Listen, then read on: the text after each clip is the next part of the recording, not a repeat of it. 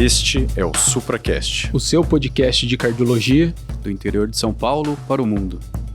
Fala pessoal, sejam todos bem-vindos a mais um episódio do SupraCast. Eu sou o Marco Antônio e estou mais uma vez com meu amigo Rafa. Fala Marcão, tudo bem pessoal? Tudo bem? Pessoal, hoje vamos abordar um tema muito legal, muito interessante, que está cada vez mais em alta na cardiologia. Vamos falar sobre insuficiência tricúspide.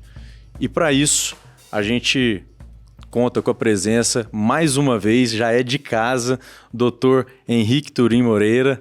Turim, seja bem-vindo a esse episódio. Muito obrigado. O Turim, que é um dos médicos responsáveis pelo nosso ambulatório de valvopatias aqui do HC da USP. Isso é uma honra para a gente do SupraCast receber mais uma vez aqui com a gente. Muito obrigado, Rafael. Muito obrigado, Marco. Para mim é uma grande honra participar mais uma vez aqui de um episódio do SupraCast. Aproveitando para dar os parabéns mais uma vez para vocês por esse excelente conteúdo e o sucesso do SupraCast. A gente agradece muito, né, Turim? Turim, que o nosso ouvinte que está acompanhando a gente já há um bom tempo, já deve ter ouvido, mas quem ainda não ouviu, a gente convida para ouvir os episódios número 7 sobre doença de Chagas e número 40, um episódio sensacional, polêmicas da DAC crônica, que o Dr. Gustavo Volpe participou com a gente também. Fica o convite. Foram episódios que o Turim participou e foi sensacional. Desde o 7º episódio, lá no comecinho, hein? Pois é, a terceira vez aqui, posso pedir música. Exatamente. Show de bola. Pessoal, então, para falar de insuficiência tricúspide, e aí eu já queria saber, Turim, tem desafio, não tem? Bom, o desafio que a gente pode deixar hoje aqui para os nossos ouvintes é o seguinte, quantos folhetos tem a válvula tricúspide? Se você acha que a resposta é fácil, fique com a gente até o final para saber a resposta. Exatamente. É capcioso isso daí. Esse é capcioso. Então, gente, para dar o pontapé inicial, acho que dá aquela definição clássica para a gente deixar isso muito bem estabelecido, né? A insuficiência tricúspide, né? Então, é a insuficiência ali da válvula atrioventricular, da tricúspide, de evitar a regurgitação do fluxo sanguíneo, né, do ventrículo direito para o átrio direito, perfeito? Então, e isso a gente já viu que tem repercussões, né, no nosso paciente. Antigamente pensava-se, né, que até foi dita como a válvula esquecida por muito tempo, né, que acreditava-se não ter tanta repercussão assim para a clínica, para o nosso paciente, mas a literatura dos últimos anos traz o contrário, que tem até valor prognóstico, né? Então os nossos pacientes internam mais, eles morrem mais de ter uma insuficiência tricúspide acentuada. E aí, uma coisa que é interessante a gente ressaltar, muitos pacientes têm uma regurgitação fisiológica, tá? Uma insuficiência tricúspide leve, mas aqueles que se apresentam com uma insuficiência tricúspide moderada, acentuada, eles precisam ser acompanhados mais de perto, né? E ali, com exames seriados, o eco vai ser fundamental, a gente vai pincelar sobre isso, mas não dá para a gente deixar de lado, perfeito? Exatamente, e esse valor prognóstico é tanto na população geral, quanto no paciente com a insuficiência cardíaca já estabelecida, né? Perfeito. E assim, por uma série de questões, a tricúspide ela é peculiar, né? Tem as questões anatômicas, a gente vai responder esse desafio, deixar vocês todos curiosos aí para saber, mas tem várias outras questões ali, uma dificuldade técnica, até para você fazer o exame de um eco, muitas vezes a conformação da válvula, formato de cela, pode dificultar uma avaliação pormenorizada dela, então ela é uma válvula que precisa de alguns cuidados técnicos ali, mais específicos, né? Exatamente, Marco. Eu acho que quando a gente fala em válvula tricúspide, a gente tem que pensar no aparato valvar tricúspide, né? Então, a gente tem o anel em formato de cela, como você colocou, né? Ele não é circular, né? E também tem uma estrutura tridimensional um pouco mais complexa, né? Além disso, além do anel, nós temos os folhetos e temos as cordoalhas tendíneas e músculos papilares, diferentemente da válvula mitral, que tem normalmente dois grandes papilares bem formados, né, com as cordoalhas inseridas nele, a gente tem pequenos músculos papilares dando sustentação às cordoalhas e fazendo a ligação com os folhetos, e eventualmente até cordoalhas que se ancoram diretamente na parede livre do VD, do ventrículo direito e do septo interventricular, né? Então, mostrando aí toda a complexidade do aparato valvar tricúspide. Perfeito. E quando a gente fala na válvula tricúspide, a gente tem que pensar primeiro numa classificação básica, né? Se essa valvopatia, essa insuficiência tricúspide, ela é primária. Quando a gente fala em valvopatia primária, a gente está falando realmente de alteração estrutural ali do folheto, do anel, né, da válvula, e que tem várias etiologias, ou ela é secundária, normalmente dilatação das câmaras, tanto do ventrículo direito quanto do átrio direito. A etiologia primária aqui nesse caso é mais rara, né? 90% dos casos são secundários ali à dilatação das câmaras. Quando a gente fala em insuficiência tricúspide primária, a gente tem algumas etiologias que vale a pena a gente ressaltar, né? É uma etiologia muito frequente aqui no nosso país, sem dúvida a reumática, né? Assim como o acometimento da mitral, que a gente já conversou aqui em outros episódios, né? A endocardite é uma etiologia importante também, principalmente nos pacientes usuários de drogas injetáveis, né? Pacientes que têm síndrome carcinoide, essa já é mais rara, né? Um tumor neuroendócrino, doença mixomatosa, própria endocardiomiofibrosi, alterações congênitas, como por exemplo a anomalia de Ebstein, né? E até mesmo algumas alterações iatrogênicas que podem acontecer durante o procedimento invasivo e tudo mais. Eu acho que não só para tricúspide, né, para qualquer valvopatia, é fundamental que a gente busque se o problema é primário, como você colocou, né, orgânico, antigamente denominado assim da própria válvula, ou secundário, né, a outros problemas, né, a outras alterações externas ao aparato valvar. Né? Então, de 80%, 90%, como você colocou, dos casos a gente tem a secundária, né? As primárias são um pouco mais comuns e por isso pouco lembradas, né? Então a endocardite, não só usuários de drogas endovenosas, né? Mas a gente tem muito em pacientes hospitalizados com necessidade de uso de catéteres, né? Alguns até não hospitalizados, mas com catéteres de longa permanência, que eventualmente desenvolvem endocardite, na maioria das vezes por estafilococcus, né? É o micro-organismo mais comum de endocardite de válvula tricúspide, né? Então a gente tem que estar muito atento nesses cenários, né? Doença mixomatosa, como você colocou, muitas vezes esquecida, né? Pode haver sim prolapso valvar tricúspide, na maioria das vezes associado ao prolapso valvar da mitral, mas pode ocorrer isoladamente. Nós temos casos assim em acompanhamento, não muitos, mas pelo menos mais de um em acompanhamento no ambulatório do HSEC de Ribeirão. No caso do acometimento reumático, né, quando a gente vai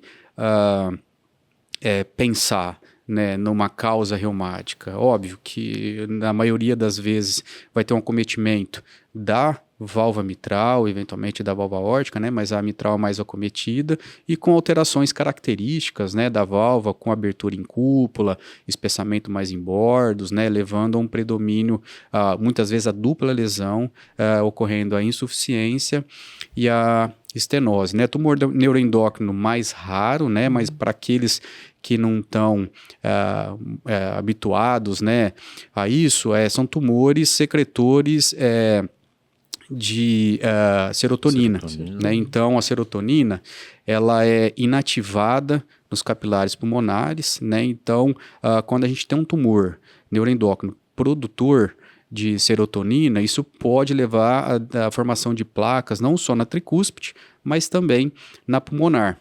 Mas isso não ocorre nas válvulas cardíacas esquerdas, né? Exceto se houver um shunt, aí principalmente cardíaco, sim, né?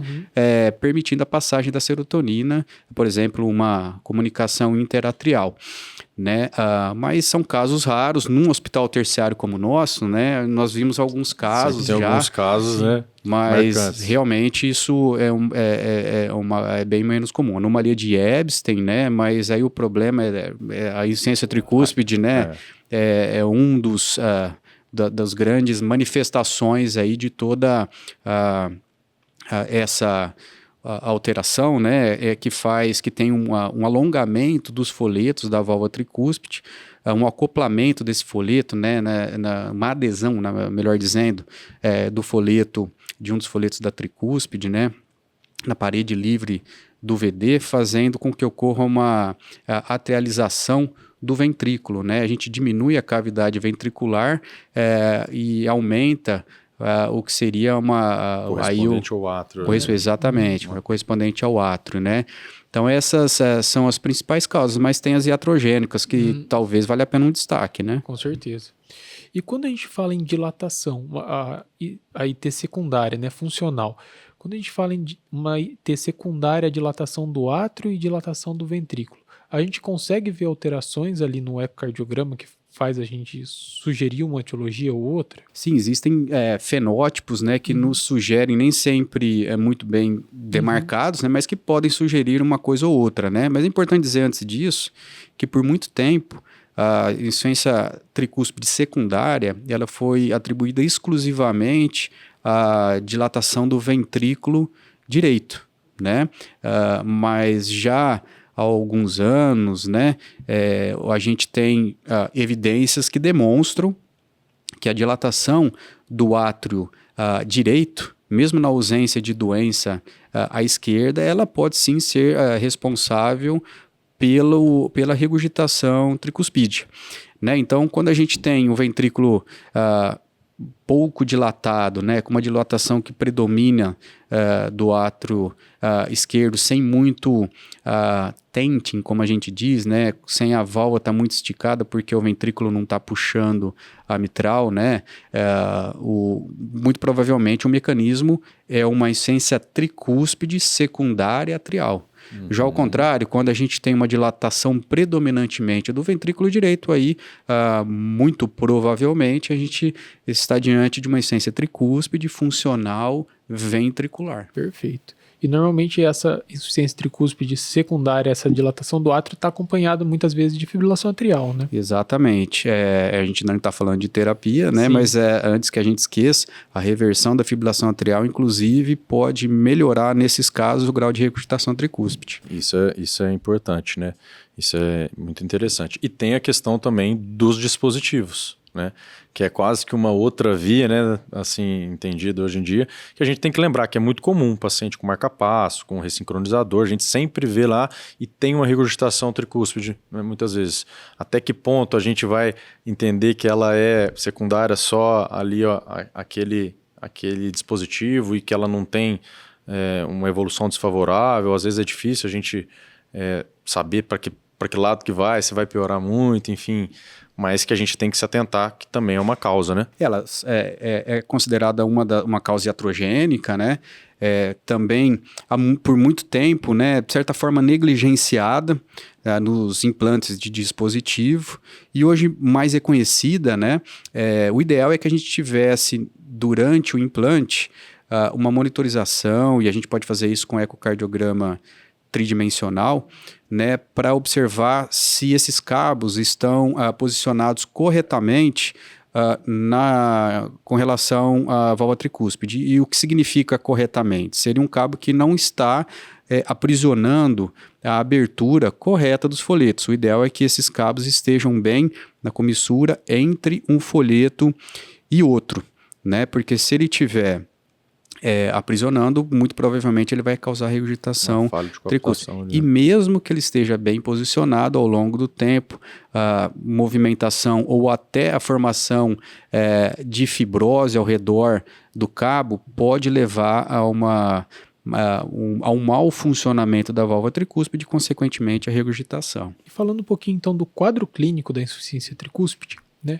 Aqui vale a pena a gente ressaltar que normalmente quando ela é isolada, quando ela é primária, que é mais raro, né?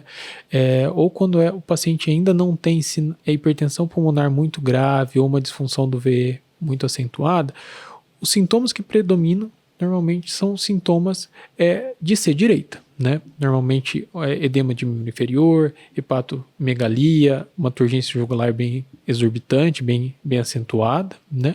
E de sintoma, normalmente o paciente refere bastante fadiga, né? Bastante intolerância aos exercícios, aos esforços e não tanto dispneia, né? Eu acho que esse é o quadro clínico principal que vale a pena a gente ressaltar. Normalmente, quando em fases mais avançadas da doença, que o paciente evolui com disfunção de ventrículo direito e hipertensão pulmonar mais acentuada, esses sintomas começam a estar mais presentes e começam a incomodar mais aí o paciente também. Exatamente, Rafael. E eu acho que vale destacar, né, uma curiosidade, né, por exemplo, o paciente com estenose mitral, né, quando advém a hipertensão pulmonar e a regurgitação tricúspide, essa regurgitação tricúspide acentuada, ela acaba aliviando o pulmão, né, e o paciente passa de uma manifestação clínica predominantemente de dispneia e congestão pulmonar para queixas de fadiga, como você colocou, né, e insuficiência cardíaca direita, né, com edema de membros inferiores, ascite, hepatomegalia, né. E é bom ressaltar que naqueles pacientes com insuficiência tricúspide acentuada, a turgência jugular perde o seu valor como um marcador de descompensação nos pacientes com insuficiência cardíaca de causa à esquerda, né. E outra coisa, não sei se você ia falar, estou me adiantando aqui, né? Naquele paciente com insuficiência tricúspide isolada, que representa a minoria dos casos, né? Muitas vezes os pacientes permanecem assintomáticos por muito tempo, mesmo com regurgitações acentuadas. Isso vai levar à dilatação do ventrículo direito, que costuma ser bem complacente. Então, a gente tem que estar atento após a identificação de uma insuficiência tricúspide acentuada para essa progressão e tentar identificar indicações de abordagem antes do paciente se tornar sintomático, que vai ocorrer quando, na maioria das vezes, ele apresentar, né, evoluir por uma disfunção sistólica do ventrículo direito, né? Então, é uma evolução natural, um pouco traiçoeira, e a gente tem que estar muito atento a ela com o monitoramento periódico do paciente. Aqui o timing é tudo, né? Exatamente. A gente não pode... A gente vai querer intervir cada vez mais cedo, agora a gente não pode deixar chegar num grau de disfunção de VD e num grau de hipertensão pulmonar que seja proibitivo para a gente poder fazer algum tipo de intervenção. Exatamente, é isso aí. Começou a dilatar esse VD, a gente tem que ficar de olho ali, né?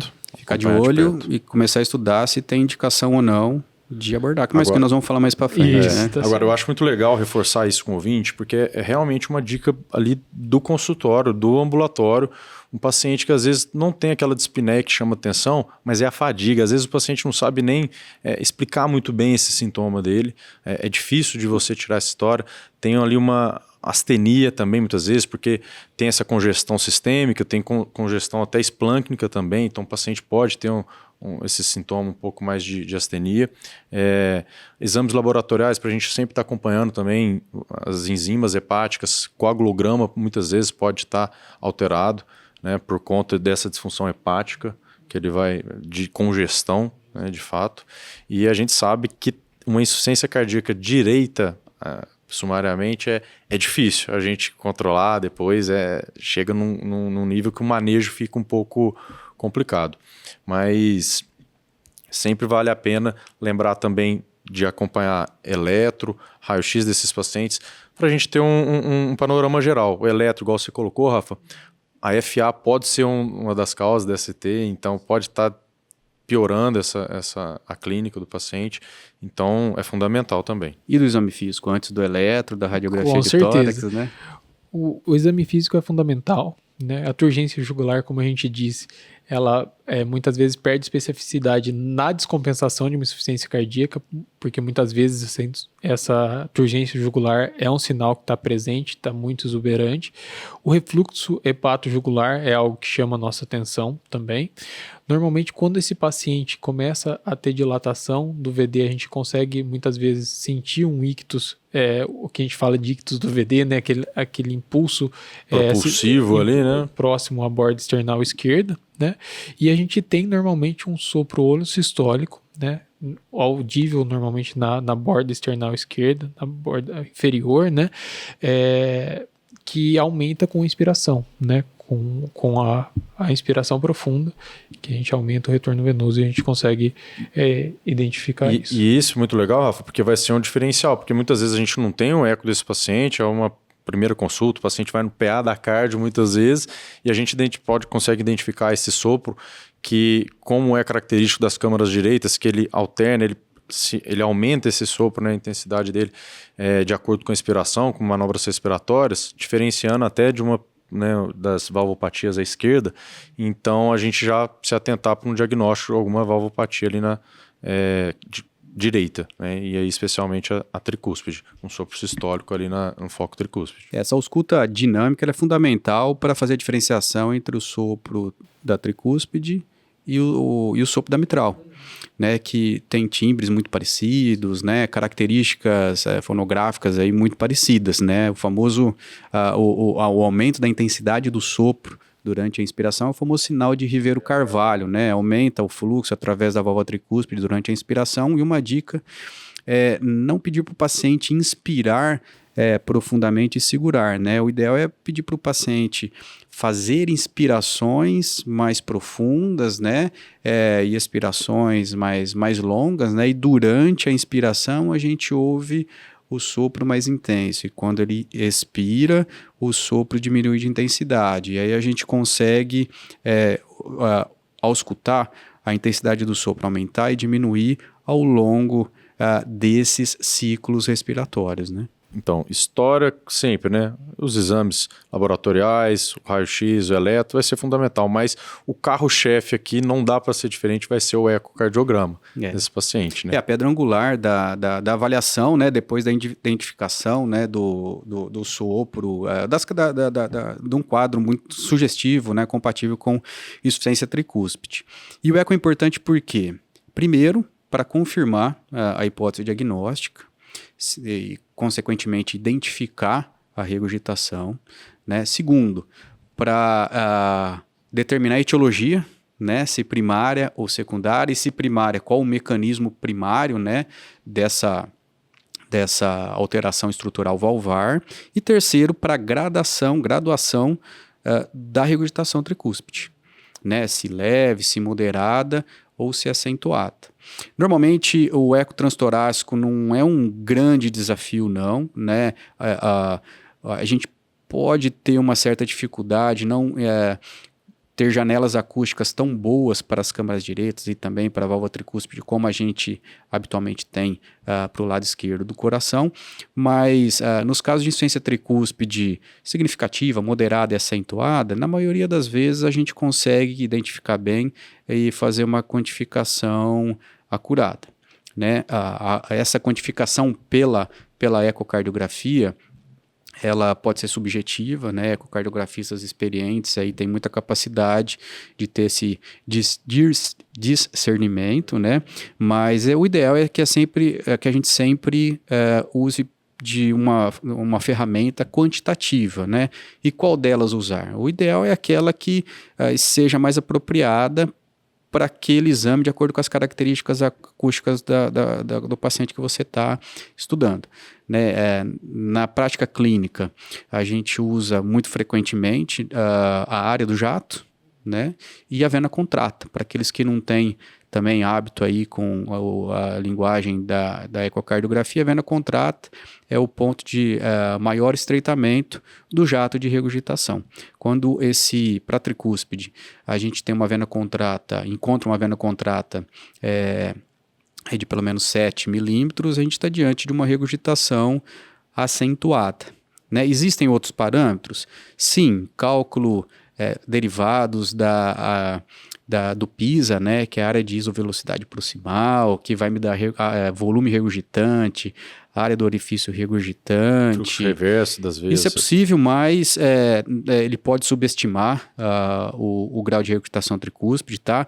Mas tem um outro parâmetro indireto que é muito específico, que é o fluxo reverso na veia cava inferior durante a sístole. Porque durante a sístole, o átrio direito, ele está se enchendo, né? Está chegando sangue das veias cavas para o átrio direito. Então, se eu estou estudando com o Doppler, né, da ecocardiografia, o sentido do fluxo na veia cava para o átrio direito e eu estou notando que o fluxo durante a sístole está ao contrário, está do átrio direito para a cava, significa que muito provavelmente existe uma regurgitação tricúspide que está empurrando, vamos dizer assim, esse sangue retrogradamente. Então é um sinal muito específico, não tão sensível, mas muito específico, de uma regurgitação tricúspide significativa. Perfeito.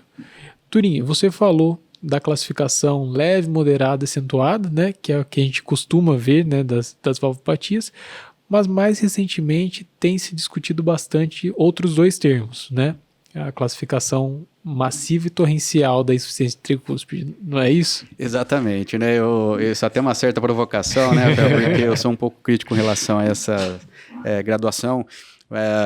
Se já é difícil a gente determinar o que é uma insuficiência tricúspide significativa ou não, né? Cardiologista sempre nunca está satisfeito aí com algo com uma graduação aí em 2 níveis, né? A gente tem sempre aquela zona intermediária, cinzenta, do moderado, né? Que é sempre um grande debate. Não bastasse isso, agora a gente tem mais 2 graus para regurgitação tricúspide, como você colocou, o massivo e o torrencial, né? Que são 2 graus além, obviamente, da acentuada. Óbvio que nem toda regurgitação acentuada ela é acentuada da mesma forma, né? Mas como surgiu essa graduação? De estudos, ela vem de estudos relacionados à intervenção percutânea da válvula tricúspide, que eu acho que nós vamos falar mais à frente, né? Que necessitava de uma verificação mais refinada da redução do grau de regurgitação tricúspide com a realização desses procedimentos, né? Mas acaba sendo hipervalorizada, né, na nossa prática, chega a ser aí um modismo, né, no dia a dia, mas tem sua importância. Tem alguns estudos mostrando que o grau massivo e o grau torrencial, eles têm um fator, um peso prognóstico maior do que o grau acentuado, né, e eu acho que realmente aí ela pode...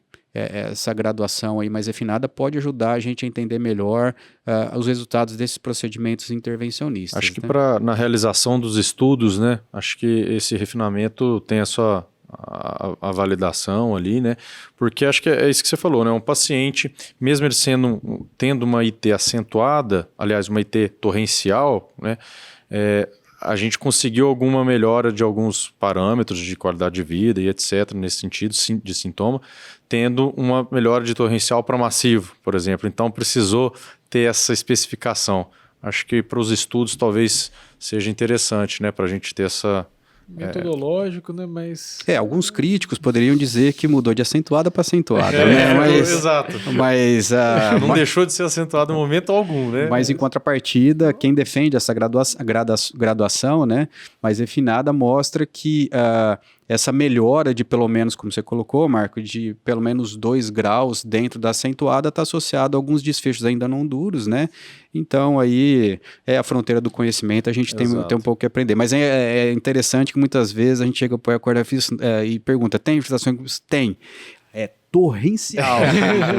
Legal. É verdade. E aí, Turim, aproveitando então que a gente está no tópico do eco, né? E só para não esquecer, desculpa, Marco, isso aí é classificado normalmente pela vena contrata, né?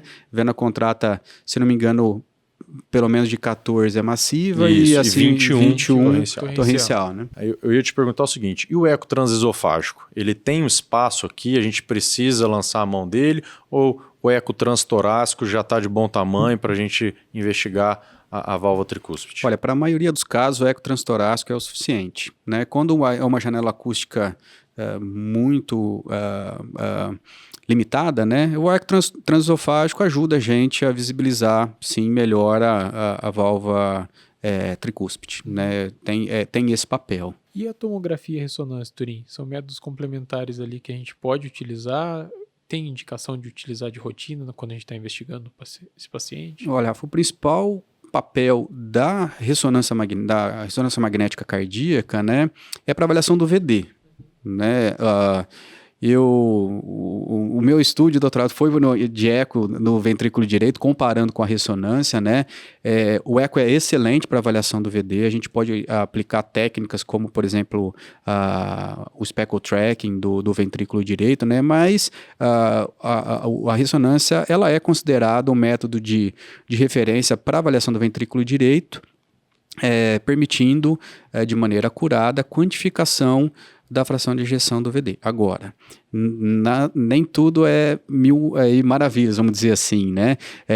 Existe uma certa dificuldade, a gente tem que reconhecer, de medir os volumes do ventrículo direito, principalmente nas porções mais basais, especialmente a via de saída do ventrículo direito, né?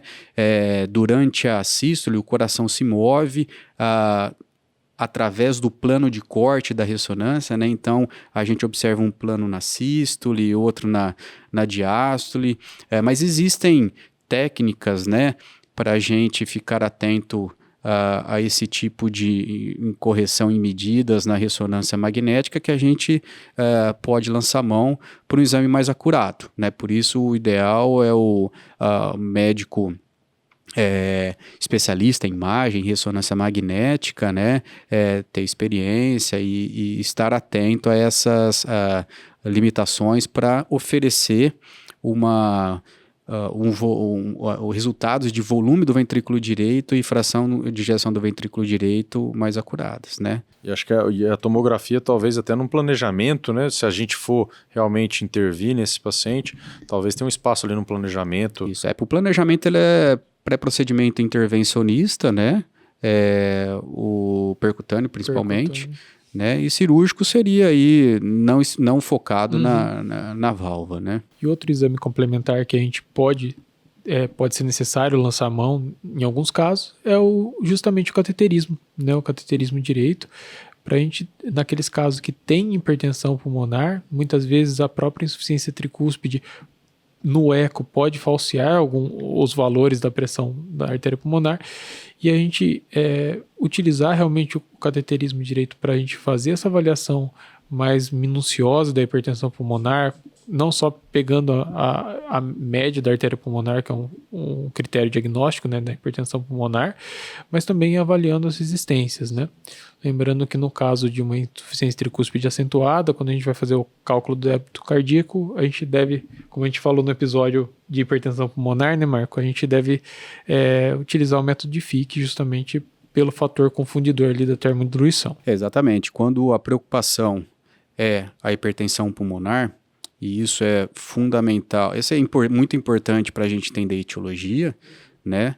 E também faz parte aí da avaliação pré-decisão terapêutica, principalmente intervencionista, seja cirúrgica ou percutânea, né? O ecocardiograma, diante de uma regurgitação tricúspide acentuada, ele vai subestimar a estimativa da pressão sistólica na artéria pulmonar por uma série de fatores relacionados à física do ultrassom, né? Mas essa é a mensagem, o eco vai subestimar nesse cenário. E a gente tem a dificuldade também nos pacientes com disfunção do ventrículo direito, né?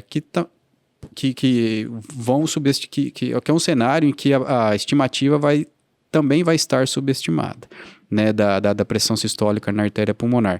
E tem outro ponto que eu discuto bastante no dia a dia, quando que não existem valores de corte, de fração de ejeção, não é que não existem, né, não estão bem estabelecidos valores de corte para normalidade de fração de ejeção do ventrículo direito em pacientes com insuficiência tricúspide acentuada. Lembrando aqui, no paciente com insuficiência mitral acentuada, o corte para normalidade, até para indicação cirúrgica, é 60% da fração de ejeção do ventrículo direito, né? Porque a fração de ejeção vai estar um pouquinho superestimada, porque o ventrículo esquerdo, no caso da insuficiência mitral acentuada, vai estar bombeando sangue contra uma câmara de baixa pressão, que é o átrio esquerdo. E por que isso não aconteceria do lado direito? Né? Então, o que se espera, a lógica, né, é que a fração de ejeção, os valores de corte de fração de ejeção para definir normalidade no paciente sem insuficiência tricúspide, normalidade para fração de ejeção do ventrículo direito, não sejam os mesmos para aquele com insuficiência tricúspide acentuada. Isso é mais um desafio na avaliação do A gente paciente. não tem isso muito bem estabelecido, né? Não, então a gente tem que focar muito em dilatação de câmaras, principalmente do ventrículo direito, que é uma manifestação que começa desde o início, né, numa fase aí subclínica, porque confiar em fração de ejeção e até outros parâmetros de função do ventrículo direito é muito difícil no caso de regurgitação E o tricúspide. que a gente vê muito, então, assim, é pensar que uma disfunção acentuada do VD e uma hipertensão pulmonar muito acentuada, talvez maior que 60 em alguns milímetros de mercúrio, aí já fica muito complicado esse paciente da gente intervir. Pensando até no pós-operatório, paciente com essas alterações, o ventrículo direito vai sofrer de maneira muito importante. Exatamente. Essa é a grande preocupação. E aí eu acho que assim, então, a gente viu, né, desde lá do exame físico, a diferenciação, o exame físico, alguns sinais, alguns sintomas que a gente precisa se atentar mais. O eco, com todos aqueles dados, vai ser o carro-chefe, né? E muitas vezes é uma insuficiência tricúspide que aparece no eco, que a gente descobre ali, um achado, e a gente, e agora, o que a gente faz, né? E a gente vai para uma parte mais do tratamento, de fato, né? E aqui lembrar que quando a gente está abordando valvopatia, o tratamento clínico medicamentoso é muito frustro, né? Então, claro, o paciente que tem uma insuficiência tricúspide acentuada, aqui a gente vai estar colocando na primeira prateleira a diurético terapia, controlar os sintomas de congestão do nosso paciente, né? Então, a furosemida aí vai ser talvez amplamente utilizada, vai ser o que vai controlar mais esses sintomas. Em alguns casos, até um bloqueio sequencial a gente pode lançar mão, uma diurético terapia mais ampla. Não tem uma medicação, nada vai mudar a sobrevida. Aqui o foco é controle de sintomas, não é isso, Turim? Exatamente, algumas diretrizes colocam o papel de antagonistas da aldosterona, né? Mas no dia a dia a furosemida é o que resolve, né? E a gente procura associar, em alguns casos, os antagonistas mineralocorticoides,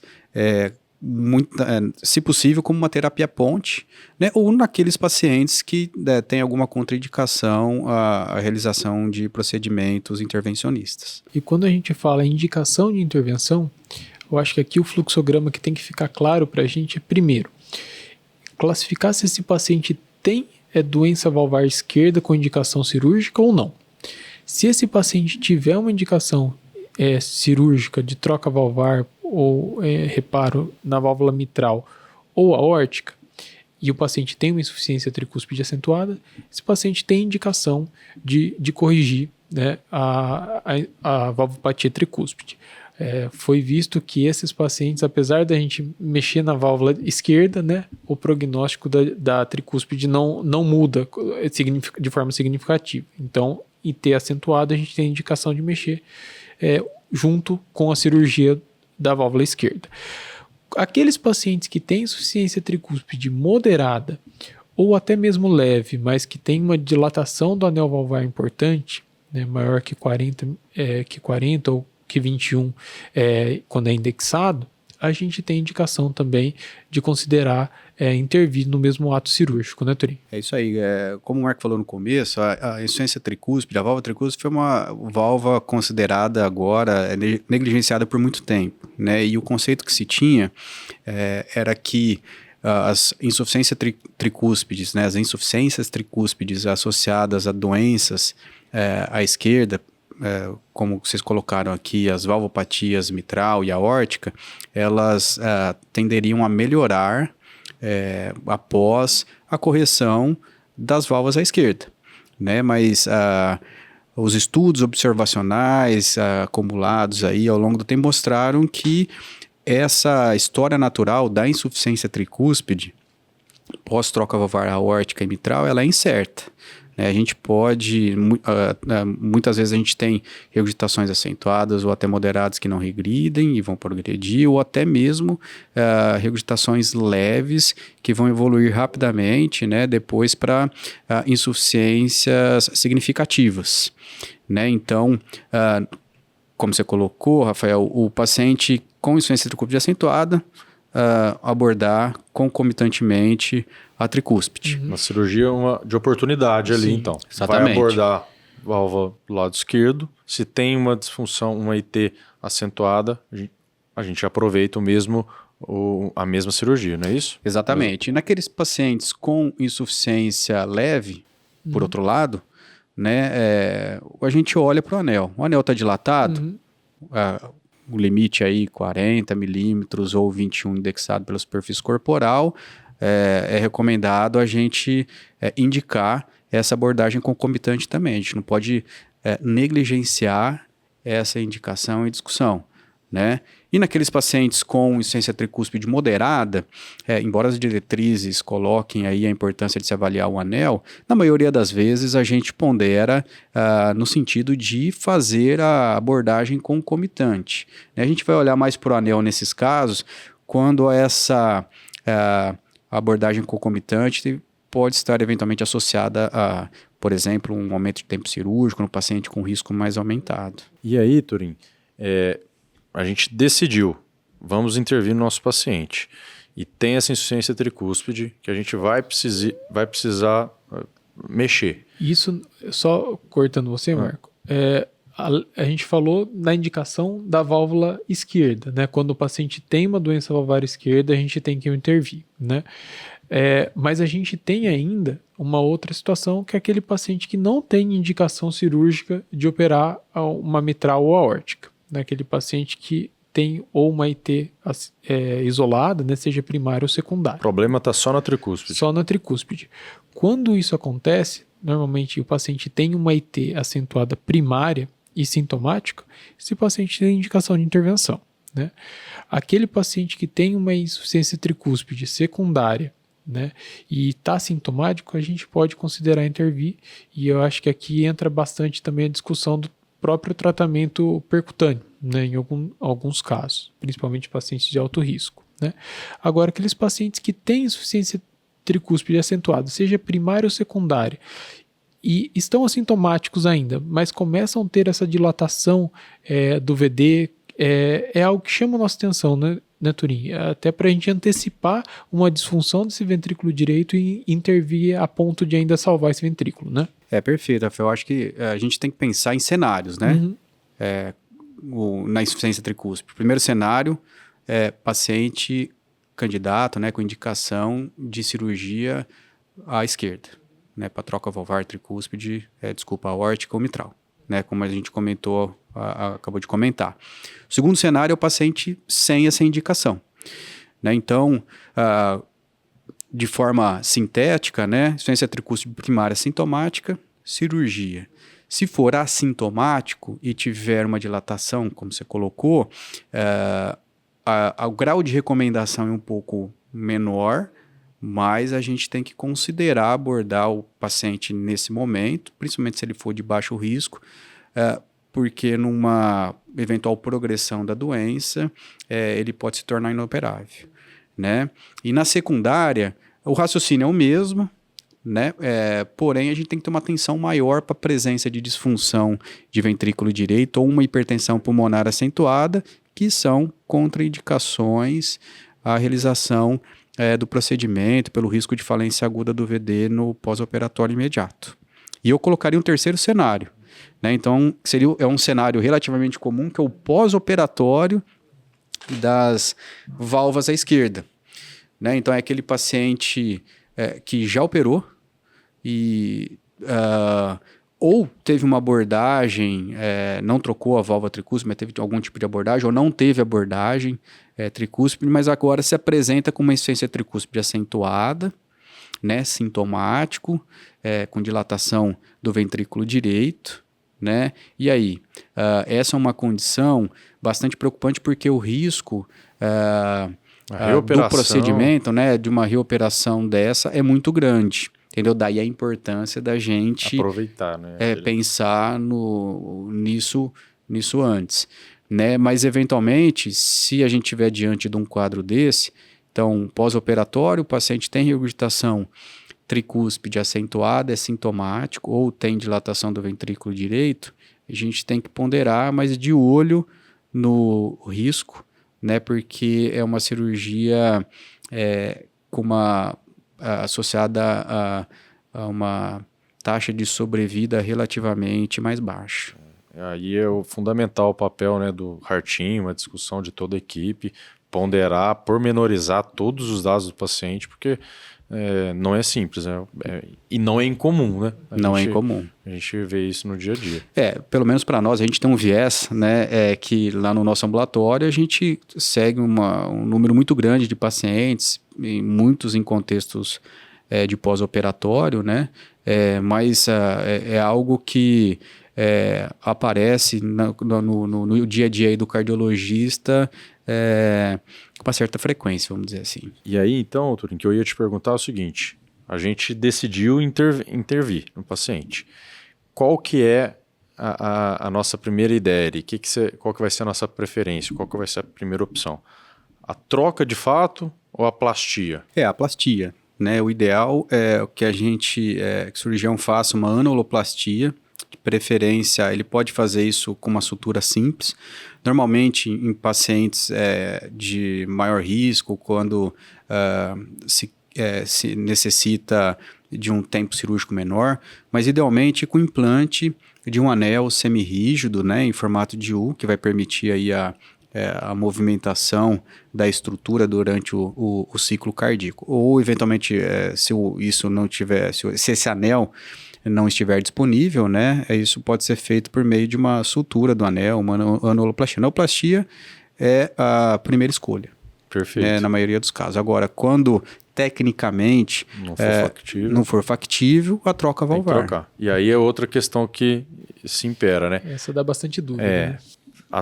Vai ser troca valvar. E aí, qual que vai ser a prótese que a gente vai escolher para o nosso paciente? Tem preferência pela mecânica, biológica? Como é que é essa escolha? Então, Marco, tem dados que são relativamente recentes, né, que eu normalmente comento, né, nas aulas de insuficiência tricúspide que eu normalmente apresento para os residentes no curso anual lá no HC. Antes da gente falar da prótese, hoje em dia, dados norte-americanos, né, dos Estados Unidos, mostram que a aneuloplastia, se não me falha a memória, representa aí cerca de 80% do método escolhido, nos casos de abordagem da tricúspide, enquanto que a troca aí em torno de 20%. Tá? Ao longo do tempo aumentou o número, a proporção de aneuloplastia e, consequentemente, diminuiu o de troca valvar. Agora, com relação à troca valvar, esses números mostram que cada vez menos tem se implantado as próteses mecânicas, né?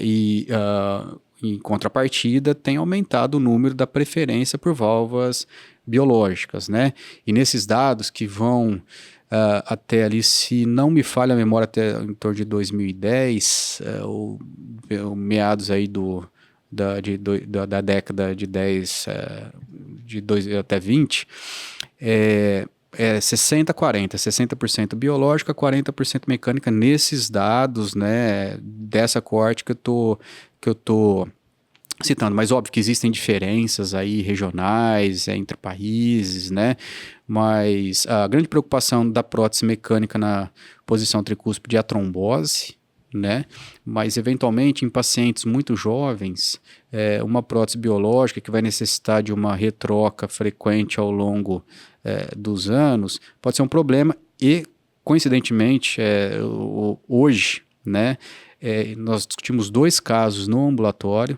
de pacientes jovens com próteses biológicas tricúspide, com necessidade de reabordagem, e um deles de muito alto risco, né, para o qual a gente aventou a possibilidade de uma valve-in-valve percutânea tricúspide. Para outra paciente, ela foi considerada de alto risco, mas a gente reavaliou o caso e pedimos para que o caso fosse rediscutido no heart team, mas vejam que o implante de prótese biológica pode não ser a melhor, não vou dizer a melhor escolha, né, mas ele não está isento aí de uma evolução natural que vai trazer desafio no manejo desses casos. Não tem né? receita de bolo. E é por isso que ainda hoje nessas coortes, né, muito provavelmente deve ter caído até um pouco mais, vamos dizer assim, enfim, eu imagino, mas se ali em 2010, 2015 ainda tinham cerca de 40% das próteses mecânicas, né, significa que ela ainda tem o seu papel nesses casos. Perfeito. A gente tem que ponderar as individualidades, né? Discutir com o paciente. Discutir com o paciente. Acima de tudo é a escolha dele Exatamente. que vai determinar. A gente tem que esclarecer os pacientes dos riscos e benefícios de cada uma. A gente pode dar e deve dar a nossa opinião, né? Perfeito. Mas é o paciente que decide. E aí a gente vai então para uma parte, né, uma área que vem ganhando muito espaço, que agora é a terapia transcatéter voltada para a válvula tricúspide, né? Acho que de 2022 para cá, mas nos últimos anos, de forma mais importante, vem ganhando muito espaço, né? Claro, a gente estava comentando isso mais cedo, que ainda tem uma área cinzenta do conhecimento, que a gente ainda precisa desenvolver estudos com maior robustez, né? Mas que a gente já está caminhando para isso. Acho que vale a pena que a gente pincelar para tirar algumas dúvidas que realmente a gente tem, porque é uma série de dispositivos, uma série de nomes, né? Mas que estão surgindo aí e que a gente precisa pincelar. Acho que vale a pena começar com a terapia que a gente fala borda a borda. Ficou muito famoso o nome, né? O TriClip, porque ele vem até, né, do MitraClip, que é mais difundido, mais conhecido aí da válvula mitral, mas que é o mesmo racional. Basicamente, e é aquele que tem talvez uma maior evidência agora. A gente teve um trial importante, o Triluminate, que já foi apresentado, e que ele mostrou, né, que esse dispositivo melhorou a qualidade de vida dos pacientes, né, teve uma melhora de classe funcional, teste de caminhada, por mais que não tenha tido uma melhora de sobrevida, né, então já foi uma vitória ali em termos de funcionalidade, de sintomas para esse paciente, né? E o racional é o mesmo, da gente tentar, por meio desse dispositivo, tirar aquela falha da coaptação das bordas, né? Aproximar as bordas da válvula tricúspide, né? Então esse é um dos dispositivos, é o TriClip, né? Mas tem um mais recente até, que é o Pascal. Não é isso? Que é semelhante, né? Mas... semelhante, é o mesmo racional também. Acho que a ideia é aqui aproximar as bordas e evitar essa regurgitação tricúspide. Isso eu acho que vocês entendem muito mais do que eu, né? Vocês como hemodinamicistas e cardiologistas intervencionistas, né? Estão muito mais antenados, né? E eu sempre busco essa interação com vocês para eu poder também me manter aí inteirado do que está acontecendo nesse aspecto. O Triluminate é um ensaio clínico relativamente pequeno, um pouco mais ali de 350 pacientes, acredito eu, né, se não me falei a memória. E como o Marco colocou, mostra essa melhora de capacidade funcional e também melhora em pelo menos 2 graus aí na maioria da insuficiência tricúspide na maioria dos pacientes, né? Não teve diminuição, acho que um dos desfechos da internação, o outro morte, não sei se era combinado ou não, mas esse desfecho duro combinado não mostrou diminuição, um estudo pequeno, né, mas que mostra que a terapia é bastante promissora, né? Mas existem outros mecanismos percutâneos de abordagem da válvula tricúspide, né? Perfeito. Que eu acho que é melhor vocês abordarem isso do que eu propriamente, né? E só uma coisa para pontuar, até do Triluminate, uma coisa para a gente lembrar, que eram pacientes bem mais idosos, né? A média de idade era de 78 anos. Isso é uma coisa importante para a gente ter ideia, que essa terapia transcatéter, ela vem sendo cada vez voltada para um nicho específico de paciente. Então, paciente principalmente com risco cirúrgico elevado, né, uma idade mais elevada, né, isso é de suma importância para a gente saber. Exatamente, Marco. E se não me engano, 2/3 dos pacientes já tinham doença à esquerda. Eu não sei se eles já eram aqueles pacientes naquele cenário de pós-operatório de mitral e aórtica, ou seja, onde se justifica, né, a realização de um procedimento diante de um risco muitas vezes proibitivo de uma reop. E, se não me engano, 1/4 com fibrilação atrial. E até um outro gancho indicação possível que vai surgir com certeza daqui para frente são aqueles pacientes que têm doença esquerda, por exemplo, uma insuficiência mitral, tem indicação de abordagem, vai ser abordado com mitraclip, mas e a tricúspide? Vai ser abordado ou não? É algo que ainda a gente ainda não tem essa evidência, mas eu acho que é algo que vai talvez evoluir com o passar do tempo, né? Sim, eu acho que é por aí mesmo. É muito difícil a gente pensar na troca tricúspide, né? Na troca da válvula nativa, justamente porque a gente não tem a calcificação que tanto ajuda a gente quando a gente fala num Valvimac ou na própria TAV, né? Para ancorar a prótese na tricúspide, a gente, além do formato em cela que traz uma dificuldade maior, essa ausência de ancorar a prótese na calcificação é algo que dificulta um pouquinho mais. Mas a gente tem desenvolvido, com o passar do tempo, essas tentativas de prótese e a gente espera que sejam uma possibilidade. Ao contrário, a valve-in-valve tricúspide e a valve-in-ring, né, que é colocar essa prótese quando o paciente já foi submetido a uma anuloplastia, né, cirúrgica, é algo que já é mais factível, né? É algo que já é realizado em alguns centros. Além disso, a gente tem alguns dispositivos extravalvares, né, que tentam proteger o sistema venoso. Na verdade, é um dispositivo que a gente ancora na própria veia cava para a gente tentar reduzir essa congestão, esses sintomas que a insuficiência tricúspide causa, né? É o chamado trick valve também, mas que também é uma área que a gente ainda precisa desenvolver e ter uma maior robustez de dados, talvez, para a gente poder difundir, né? Nós temos que ver qual dessas vertentes vai ganhar a corrida, né? Sim. E parece que aquela que está mais à frente hoje é a abordagem borda a borda, semelhante ao que se faz para a válvula mitral. Acho que o know-how que envolve, né, o procedimento, o racional ali de como você naturalmente vai trazer isso para a tricúspide. Exato. Né? E é importante ressaltar que no caso da prótese da Evoque que o Rafa citou, né, no caso de uma prótese ali, e na maioria dos estudos que a gente já tem, no caso foi o TRISCEND Trial para essa prótese, o 2, sempre, até hoje, né, o que a gente tem notado é uma melhora de sintomas, melhora de qualidade de vida, teste de caminhada. Então, assim, desfecho duro a gente ainda não tem, e a gente sabe que o cardiologista é ávido por encontrar desfecho duro em todos os trials, né, redução de mortalidade, redução de internação.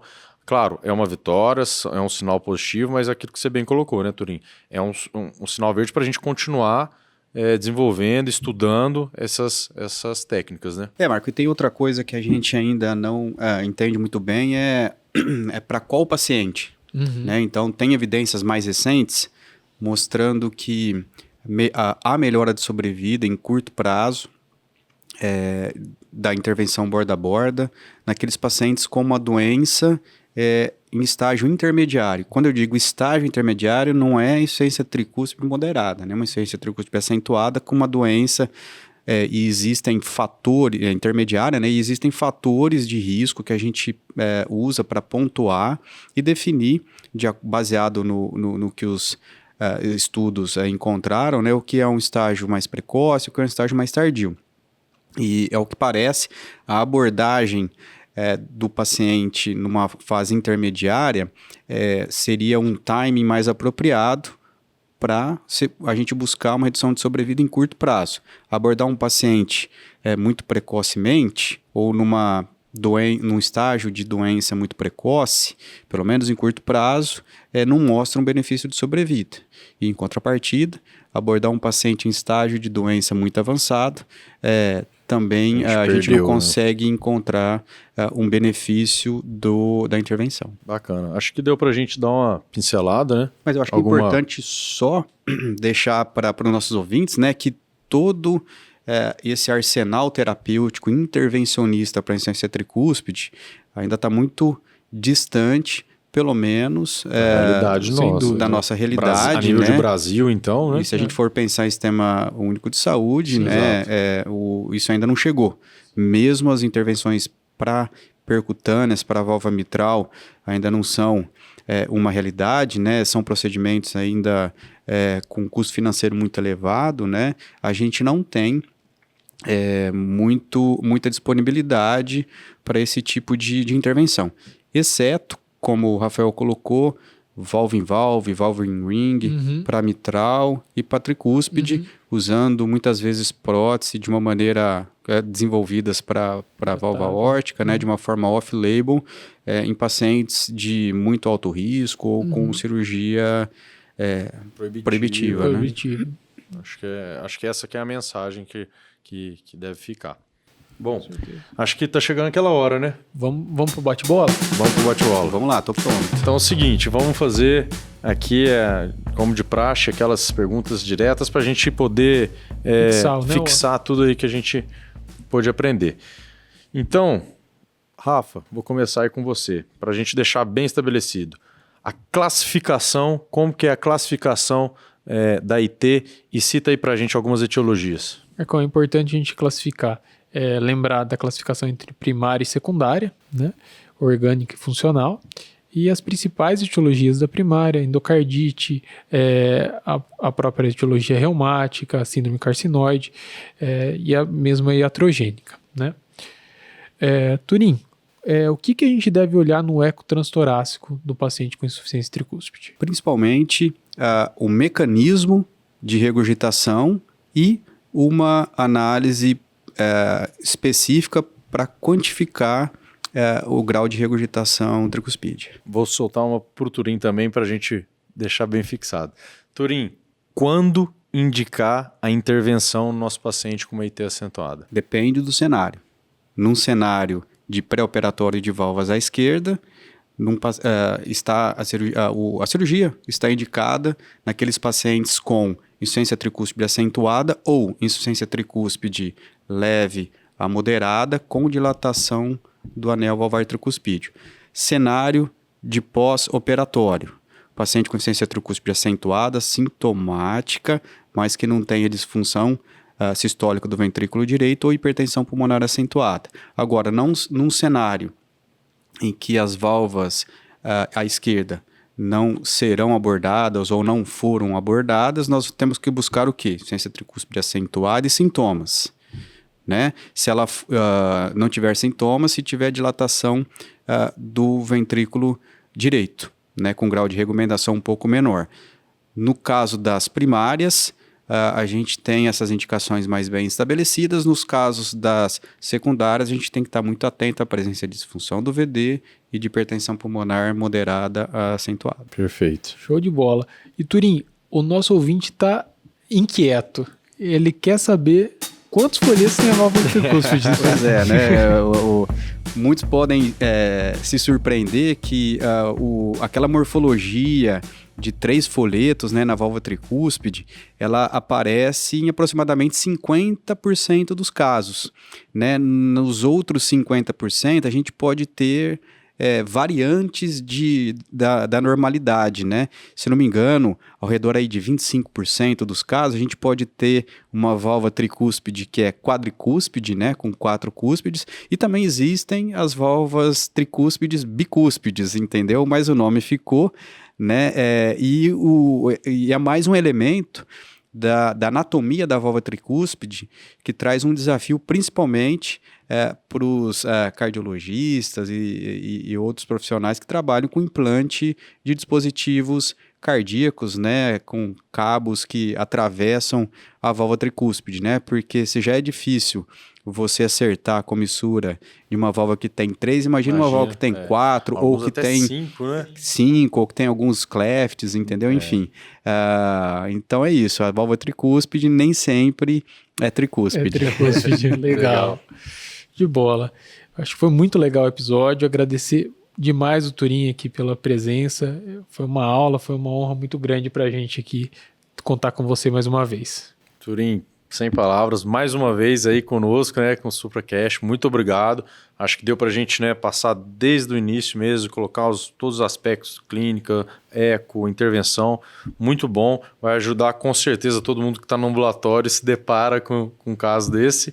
Muito bacana, muito obrigado novamente e com certeza até uma próxima. Pessoal, eu que agradeço, eu fiquei muito honrado, muito feliz pelo convite de estar aqui mais uma vez com vocês. Agora eu vou falar para os residentes que antes da aula eles têm que ouvir o episódio do SupraCast, né, como preparação. E pode cobrar na aula. prova. Exatamente. Isso aí. E é isso, ó, e depois vocês ficam me devendo a música, né, que na É próxima... verdade. Com certeza, show de bola. Beleza, pessoal, muito obrigado mais uma vez. Muito bom. Pessoal, Obrigado. Rafa, muito obrigado. Obrigado a todo mundo.